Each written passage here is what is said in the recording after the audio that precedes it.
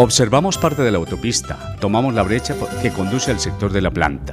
El 6 de febrero del año 1916 se firmó en Marinilla un contrato con la Casa Cook y Compañía de Medellín para encargarse de dirigir el montaje, enseñar su funcionamiento, pedir la maquinaria a la Westinghouse Electric y Compañía por la suma de 600 pesos. Dice Guillermo Gómez que gracias al empréstito otorgado por la Casa Vázquez Correa y Compañía de Medellín, se inició la obra fijando el sitio que se tuvo por legal en el alto río Marinilla. Aguas arriba, 6 o 7 cuadras, desde donde la Pavas le deja caer su pobre caudal, armaron con palos el trinche de la Bocatoma, reforzado con piedras y cascajo. La zanja o acequia, sin revoque alguno, tenía varias compuertas que se alzaban o bajaban por medio de tornillos inmensos y ruedas idem, una canoa de cemento para vaciarla y otra para evacuar. Dice Heriberto Zapata que esta fue la primera planta de turbinas que se instaló en Antioquia, en lugar de la Pelto. Sigue diciendo Guillermo Gómez que la casa de máquinas, al pie de un tanque de muros altísimo, quedó en el ángulo mismo donde la Pavas rinde su caudal, y cosa de no creer, trincho, acequia y planta estaban en campos de los famosos Buitrago. 24 de diciembre de 1918, día en que contra viento y marea surgió la luz en Marinilla. Contra viento y marea porque Cook y Sanín esa tarde pensaban furiosos no entregarle por unas deudas, percance que se logró superar al comenzar la noche. De golpe se prendieron 500 bombillas y es de calcular el regocijo, que pudo ser mayor si esa propia mañana don Lino Acevedo Gómez, el hombre del discurso inaugural, no hubiese fallecido de repente. Por lo demás, fue un velorio extraño y nunca visto, con los cirios a los lados y el foco de la nueva luz eléctrica en el techo.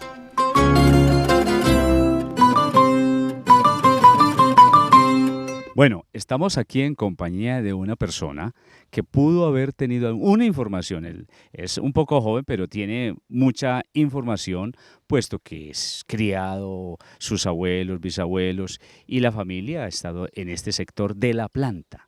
La planta, ya saben que estamos hablando de lo que es el sector de la planta y lo que era en sí la parte donde se producía energía, la planta. Estamos, pues, repito, en compañía del señor Omar Buitrago, quien nos va a decir ya en algunas imágenes que estamos rodando, nos puede dar una explicación. Podemos entonces, muchas gracias Omar por estarnos acompañando. Entonces, iniciamos ¿dónde es que toma la Marinilla un brazo y que hay una sequía, en fin, y luego ya para aprovechar la caída posterior? Como vimos, don Fernando, la curva arriba que les mostré, sí, entra con mucha fuerza. Sí, sí. De ahí nace el canalete o el canalcito que hicieron los bisabuelos en cemento. Vemos cómo coge la curva y el agua entra al canal, trayéndola por este sector que les mostré a venir aquí hacia el puente. Sí, antes de eso, entonces vemos precisamente lo del canal, que todavía vemos que hay como restos. Vemos restos de bloques de cemento. De cemento, muy enteros, grandes. Pudo haber sido que ese cemento y haya sido mezclado con la misma agua de la misma Marinilla cuando era limpiecita, y con la arena. Y que todavía después de más o menos ¿cuántos años? Yo le calculo por unos 60 años. 60 años de estar construido. De más de 60 años más de 60 años. Bueno, entonces ese recorrido por ese canalete, más o menos ¿cuántos metros dijimos ahora? Hay unos 400, 500 metros. 400 metros, bueno. Entonces ya, por decir algo, va llegando el agua y va pasando. Nosotros estamos ubicados en el puente que da a la autopista, ¿cierto? Lo que llamamos la brecha. La brecha. Bueno, y el canalete se podría decir que pasaba como por debajo del puente que estamos aquí. Y entonces, luego, ¿a dónde llegaba esa agua? Y pasaba al canal acá, y ahí vemos restos todavía del canal. Vemos el bloque de cemento allá completico. Bueno, a ver, lo podemos mirar, eso, todavía. Entonces, con 60, 70 años de haberse hecho. Sí se ve completico el canal donde caía el agua con fuerza, y ahí me imagino que generaban la luz para Marinilla. Estaría ahí las ¿cómo se llama? Las ruedas. Las ruedas. Poleas. Y las poleas. Bueno, eso, entonces aquí casi todo el mundo estaba influenciado ¿Qué podríamos decir de tu abuelo, bisabuelo? Él también tuvo que ver con la historia que se creó alrededor de la planta. Me imagino que ellos fueron los que fundaron, hicieron parte de esto. Sí, maravilloso, hombre. Hombre, don Omar, muchísimas gracias por darnos estamos precisamente mostrándole a los televidentes con imágenes reales, no ficticias, por donde pasaban las primeras aguas, por decirlo así, y donde se creó la planta de Marinilla, que es justamente estamos cumpliendo 100 años. El 23 de diciembre, ya sabemos, de este año se cumplen los 100 años.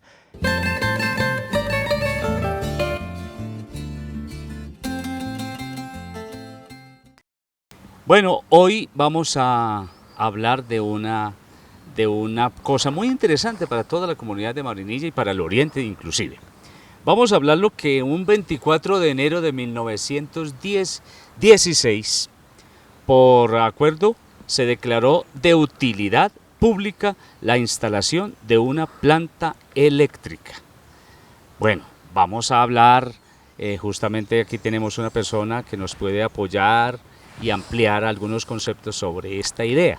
Tenemos pues la presencia, repito, del doctor Fernando Ossa Arbeláez, quien nos va a hablar qué pasó, podríamos decir, qué pasó después de aquella inauguración pues magistral que se haría. Yo creo que eso fue un hito en Marinilla y en todo no sé si en todo el oriente antioqueño, de que Marinilla tuviese una planta eléctrica en 1918, un 23 de diciembre fue la bendita inauguración.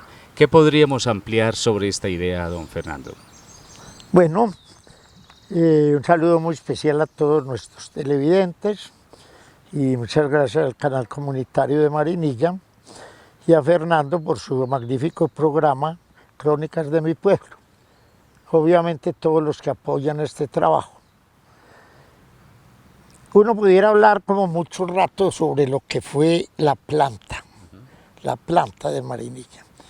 Fue tan importante que el sector en donde se instaló en últimas el generador de energía se llamaba La Planta y así se quedó.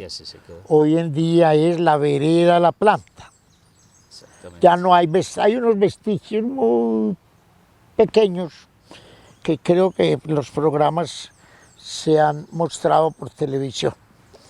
Como decía Fernando, en el año 16, el Consejo de Marinilla, del cual hacía parte, entre otros, don Néstor Giraldo Gómez y el señor Díaz, don Cesáreo Díaz, y eran concejales. Don Néstor había prestado servicios a la patria, había estado luego en la Guerra de los 1000 días, en donde adquirió un grado dentro de la militancia militar, que llamemos, aunque sea una repetición. Y después vino a Marinilla, se novió con doña Leonor Ramírez. ¿Cuál es Ramírez? Hermana de Dolorita Ramírez, lo que recuerdan mucho. La célebre Dolorita es la de Kinder de tanto tiempo. Exacto. Y a quien recuerdan mucho, muchos marinillos, a quienes nos enseñó a leer. Todavía hay muchos marinillos que recuerdan a Doloritas, la hija de don Facundo, por eso le decían la Facunda. Bueno, entonces doña Leonor se casó con don Néstor y Néstor se fue a vivir a Santa Fe de Antioquia. Estando allá, le dio por regresar a Marinilla, su tierra que tanto quería, fue elegido concejal de Marinilla. Y al pasar por Medellín, recuerden que no había carreteras, en esa época se venía a pie y en bestia. Y en Medellín encontró que había energía con un sistema nuevo que no era de alto voltaico, sino que era con generadores, que era diferente a lo tradicional que había en la época. Y se vino acá para Marinilla y montó un almacén, pero siguió con su idea cívica de servirle al pueblo.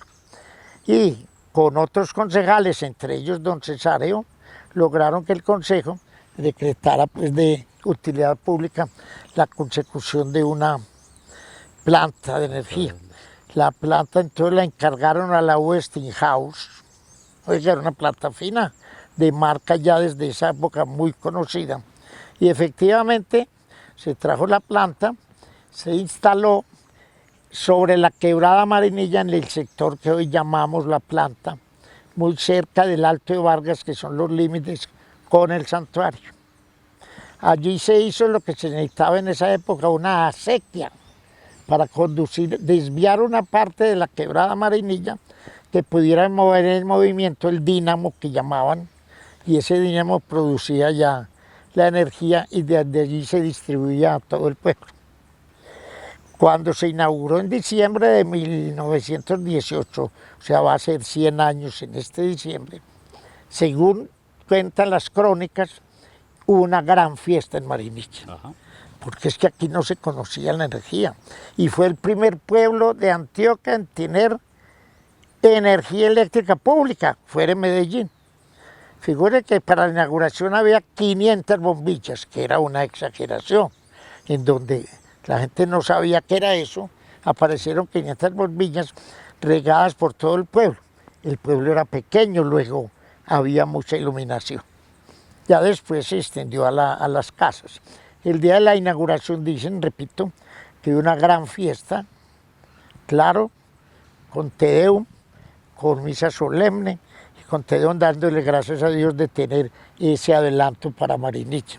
Adelanto que se ha prorrogado hasta los momentos actuales. ¿Cómo era la luz? Ve, y la energía no era todo el día. La planta no rendía para ofrecer energía a todas las viviendas y todo el día. Luego, la planta se encendía por la mañana, tipo 5 de la mañana, que la gente pudiera hacer sus oficios, no cocinar con energía, no, todavía no. Sí. Nadie tenía fogones eléctricos. Nos defendíamos con fogones de leña, fogones de carbón y posteriormente, no en esa época, con fogones de petróleo. Así estuvimos durante muchos años. Pero esto significó un gran progreso para Marinilla. Yo recuerdo que en las esquinas de la plaza había, en mitad de la esquina, sostenida por 2 alambres, una mamparita con la bombilla eléctrica. Y en la esquina, en una de las paredes, había un switch alto que con un palo de esos aislantes que se usan todavía, se subía y se bajaba el switch para prender la luz. Entonces por la mañana era así. Sin embargo, las casas que ya empezaron a tener radio, recuerde que no había pilas, radios de pilas no existían. Entonces eran radios que llamábamos de tubos y radios muy grandes. Muy poquitas familias tenían radio, por su costo, porque todavía no se conocía, nadie tenía antes porque no había energía para prender el radio y hacerlo sonar, pero empezaron a haber unas casas con radio, principalmente aquellas familias que tenían algún hijo estudiando en Bogotá o aún en el exterior. Entonces de por allá las conseguían. En esa época, pues más adelante, ya cuando yo era consciente, puedo decir que casas tenían radio en Marinilla, que eran contadas. Prendían la luz por la noche a las 6 de la tarde y la apagaban tipo 7:30, 8 de la noche, salían el encargado. En mi época era José Vicente Díaz. ¿Quién era José Vicente? José Vicente Díaz era el encargado de manejar la planta. Como si era el director de servicios de la empresa de servicios públicos de la época, que era una planta de energía, no más. Y la planta estaba, repito, en una de las meandros de la quebrada La Marinilla, y él iba allá en sudeste y volvía a ver cómo estaba funcionando, y después él mismo se encargaba con su vara de ir esquina por esquina a prender los switches. Pero él vivía allá. Él vivía allá en una casa muy bonita ahí de 2 pisos, ahí vivió José Vicente, pero venía al pueblo. Era tal la dependencia de José Vicente que en todas las casas, aún en mi época, que fue mucho después, se iba la luz y dijo, vaya, pregúntele a José Vicente, busca a José Vicente. Sinónimo de luz, sinónimo José Vicente. Sinónimo de José Vicente. José Vicente era hijo de don Cesáreo Díaz, que fue un señor santanderiano que se asentó en Marinilla a finales del siglo XIX y después fue concejal por el año 16, etc. Su nombre, hay detalles que la gente, el nombre de don Cesáreo está en una placa que hay en el consejo. Cuando ustedes vayan al consejo, al recinto del consejo, van a darse cuenta que está la imagen del corazón de Jesús, que fue entronizado, como se dice ahora, se decía antes, en el 16, y ahí estaba. Y ahí está. ¿Quiénes eran los concejales? Don Néstor Giraldo, don Cesáreo Díaz. Bueno, don Cesáreo vivió aquí muchos años, tuvo familia numerosa, muchos de nosotros recordamos algunos. Yo creo que personas de 40 años en adelante recuerdan a Manolo Díaz, María, era un personaje. Después hablaremos. Bueno, el día del que hablaremos después. Sí. Bueno, entonces José Vicente era el encargado de la luz. Y eso significó que posteriormente la gente tuviera ocasión de deleitarse con la radio y luego a la hora de, recuerdo, me falta otra cosa, a la hora de almuerzo también prendía la energía para que la gente pudiera planchar, los que alcanzaban a conseguir planchas eléctricas. Sí, recuerden que eran planchas de carbón, unas que se calentaban en las brasas y otras que tenían carbón en su interior. Dentro. Si quiere ahora podemos mostrar cómo eran las planchas de todas las clases, que yo puedo mostrarles enseguida. Eso significó para Marinilla pues un gran progreso. Todos los pueblos del oriente principalmente empezaban a mirar con envidia de la buena Marinilla, que podía darse el lujo de por la noche tener luz y después de tener radios que no tenían en los otros municipios. Entonces la venta de velas de Chuchito Castaño y de Julito Castaño mermaron, ¿no? Mermó. Las ventas de Chuchito Castaño, el papá Fernando, y de Julito. Las de Julito, como era el fabricante de velas, sí, que ese es otro personaje de Marinilla, cómo hacían las velas de parafina y de sebo. Las velas de sebo que se utilizaban para alumbrar y para otros menesteres. Más para otros menesteres que para alumbrar. Otros menesteres, cuando uno montaba caballo se tallaba mucho, le recetaban VLC. Una vela ya ustedes se imaginan cómo era. Entonces Julito mantenía mucho que hacer. Sí. No, las velas se siguieron usando mucho, como todavía se usan en algunas veredas donde no llega la energía.